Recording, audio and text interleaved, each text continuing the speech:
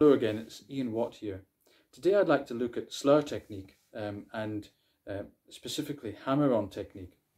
Before we get to the exercise, I'd like to consider what makes a good hammer-on.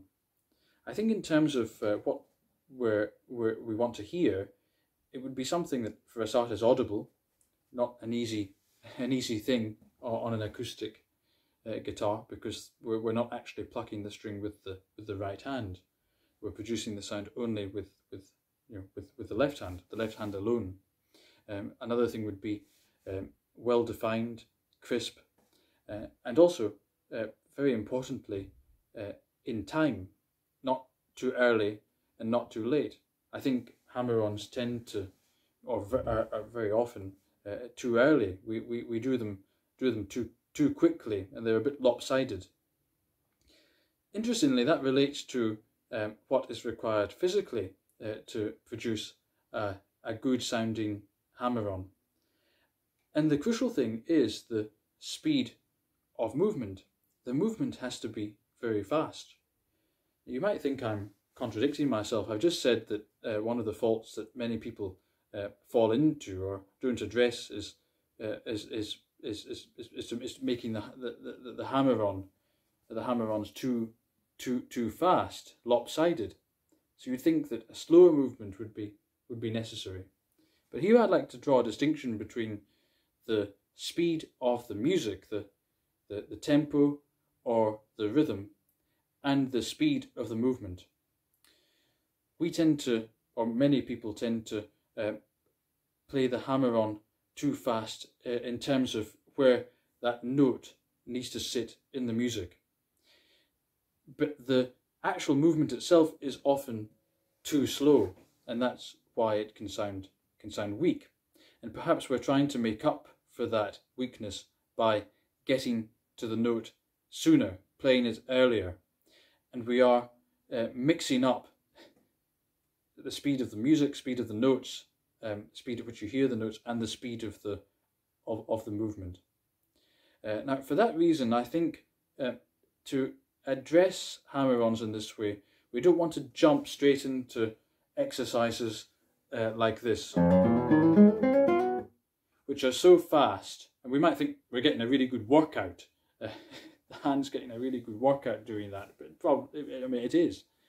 But it's not going to really address the speed of the movement. We're playing too fast. The notes are too fast. The sort of tempo of the exercise is too fast.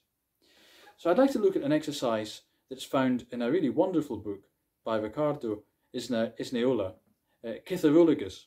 It's a book I often recommend to people, and I'm going to put a link to it in the description box. I think it's well worth getting it if you don't have it already. And this exercise comes towards the end of level 1. Level 1 deals with the foundational aspects of technique, and it is in some ways the most important part of the book. I certainly find myself going back to it very frequently. We always have to be sort of tending to the soil, making sure there are no weeds there that are going to stop us playing well. And these things are often simple things, the simple foundational things. In any case, the exercise goes like this.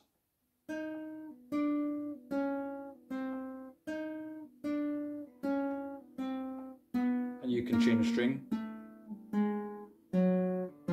I think in the book he does have you change string. It goes on like that. The good thing about this exercise is that we're not involving a finger other than the one we're hammering on with. Normally we're hammering on from another finger, 2 to 4, for example, or 1 to 2. Any combination. That tends to be how hammer-ons are in the music we play. But of course, as soon as we throw in that other finger, we're making things much more difficult. And of course, we've got to be able to do that because that's how the hammer-ons are in the piece. But to focus on that speed of movement that's so crucial, it's really useful just to hammer on from nothing, with just with the finger that's producing the hammer-on. As well as the speed of the sound, we want to make sure that the bit of the finger that touches the string is always the same, that we have a sort of 100% consistency on that point, that we're not kind of landing on a different part of the finger with a different part of the finger every time. That's a recipe for inaccuracy and mistakes when playing pieces. Another thing that I mentioned a little earlier is that we can't be involving the wrist or the arm too much. We want to be using, if possible, only the finger, and getting that speed and that weight with the finger alone. Some players do advocate using the arm a little bit, and although I'm not opposed to that at all, for a start we want to be maximizing what we can get out of the finger alone, so we have sort of maximum economy of movement, maximum efficiency in the way we play. So speed of movement, consistency of contact point, and using only the finger, not like this, not using the whole arm or the wrist. Those are the three things we're looking for in this exercise. If you find this exercise is going really well, you think that you've pretty much got it the way you want it, you can always develop it, make it more difficult, find your weaknesses. That's what we're always looking for when practicing technique. We want to leave no stone unturned. We're not trying to work on our strengths. I mean, they've always got weaknesses in them, of course, that need to be fixed. But we are really, not wanting to pat ourselves on the back and think about what we're good at, but finding what we're not good at, what we need to be better at. So some ideas would be not just moving from string to string, but jumping onto non-consecutive strings, 2 to 4, for example. Now maybe to 1. Now maybe to 5, and so on. That's a really good way to go about it.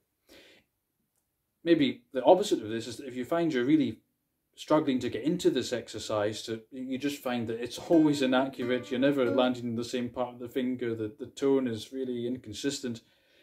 Repeat. Practice only with one finger at a time. In fact, I really recommend that you start like this, in fact. Make sure you're really happy with the sound you're producing, the consistency of contact point, that you're using as little arm as possible, really maximizing the finger movement. So that's a great way to get into that exercise. And of course, you'll always return to these things. It's never a done deal with guitar. We can always get better. So I hope this short video on hammer-on technique is helpful. If you think so, please do remember to like and subscribe. And if you'd like to leave a comment below, I'd be delighted, and will try to reply to all of them. But for now, all the best, and hope to see you very soon.